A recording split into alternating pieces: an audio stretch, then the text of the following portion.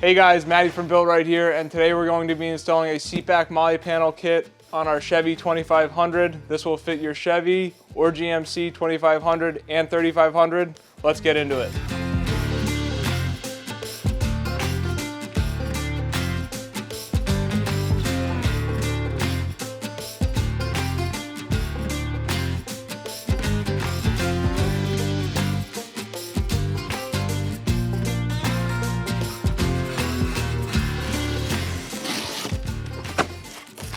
So here we have our upper bracket.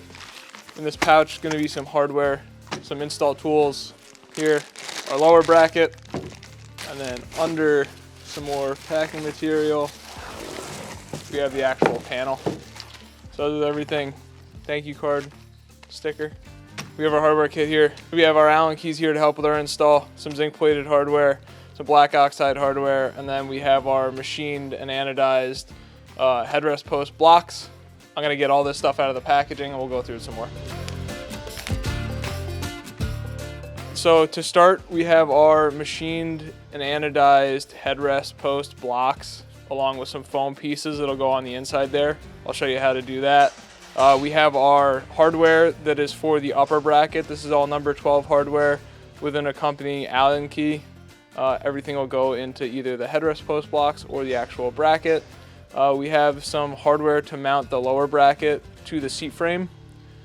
And then we have some hardware to mount the panel to the lower bracket. To complete this install, you're going to need the Allen keys included, a 7/16 socket, potentially an extension, a ratchet, a 7/16 box end wrench, a 3/8 box end wrench, and then a little pry tool, flathead screwdriver, whatever it might be. So that's all you're going to need for the install. Let's hop into the back seat and get started. All right, so to get started with this install, we are going to install the upper bracket, we're gonna install the lower bracket, and then we're gonna install the panel on those two brackets. Let's jump into it. To get started, I am going to throw the foam into these headrest post blocks. Just gonna peel the backing off and roll the foam right into the block. Stick it down. You do that for both of them. Nice and easy.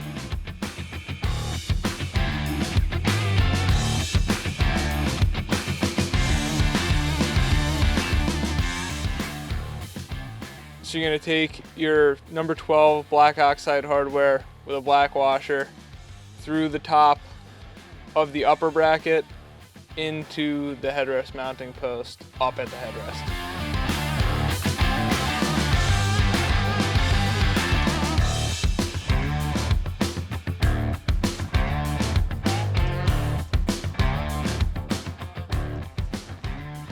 For now, I'm going to keep that loose.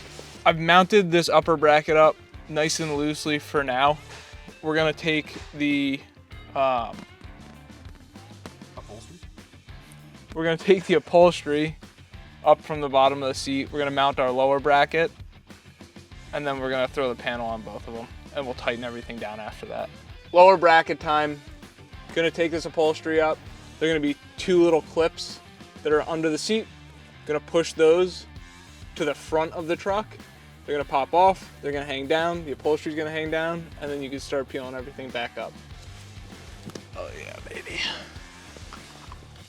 All right, so I leaned the seat back a little bit just to alleviate some of the tension that's keeping the upper upholstery attached to the lower upholstery. There's this big long J-channel clip that's honestly a pain in the ass to get off. But leaning the seat back does make it substantially easier. And you can do it either with tools or by hand.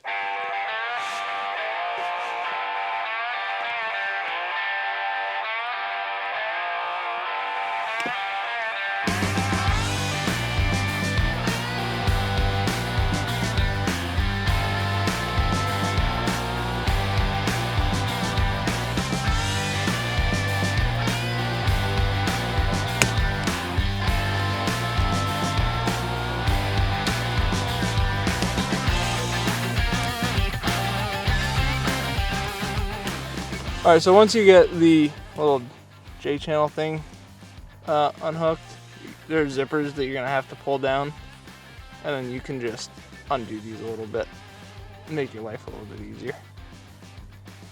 And now we're just gonna lean the seat back forward so that we can get at everything that's actually under the seat.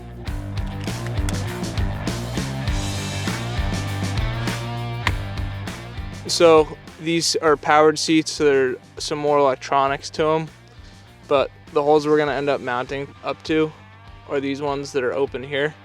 We don't need to remove things like this. We should be good with our clearance slots. We will end up having to pop these out and then repop them in.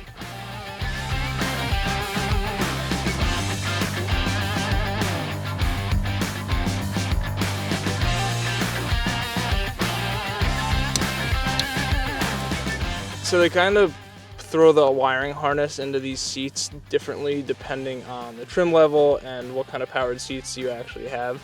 So you might end up having to release some of or one of the other clips that's on the bottom side of the seat bracket, which is what we just had to do, but not a big deal. We'll resecure everything once we're done. Now what I'm doing here is just weaving the bracket through some of the wiring.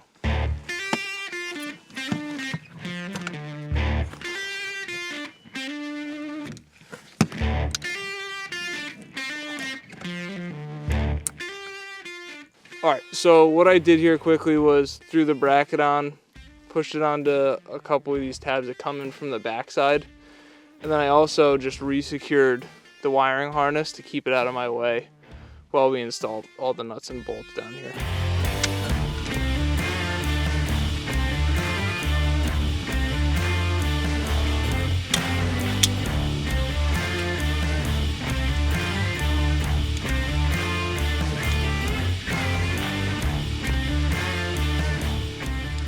All right, so now that we have both brackets in here and they're both loosely fit up, we're gonna hold the panel up to it. We're gonna make sure that everything lines up, that we're not gonna need to make any major adjustments. Gonna drop this upholstery down, make sure it fits in the lower bracket, and then we'll come back through, we'll tighten everything up, put the upholstery back together, put the panel on, and we'll be done.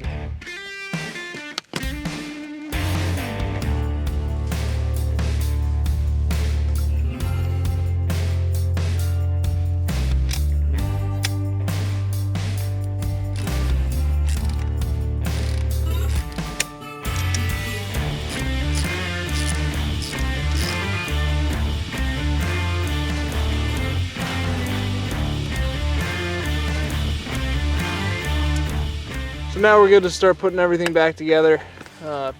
You can put all the clips and everything back in or around the same spots that they were. Shouldn't be any issues with that. Piano clip will go back together and everything. And we'll finish this up.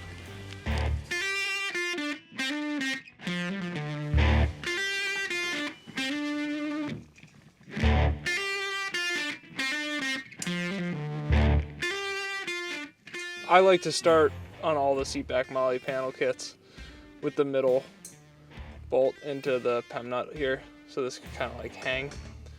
Not super great, but it's only hanging there for a second. It certainly makes life easier.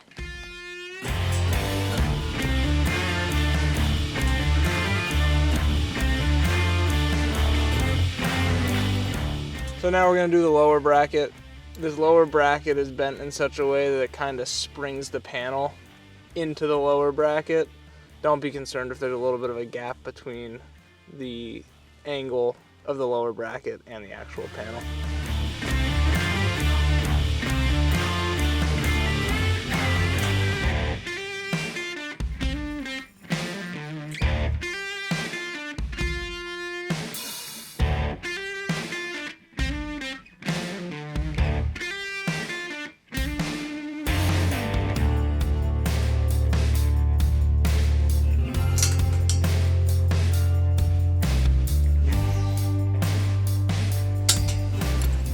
All right, so now we're all tightened down. Bottom bracket, top bracket, both secured, panel secured to both the brackets.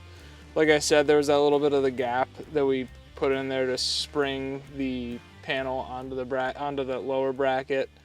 It just makes it so everything bolts up and becomes really, really rigid.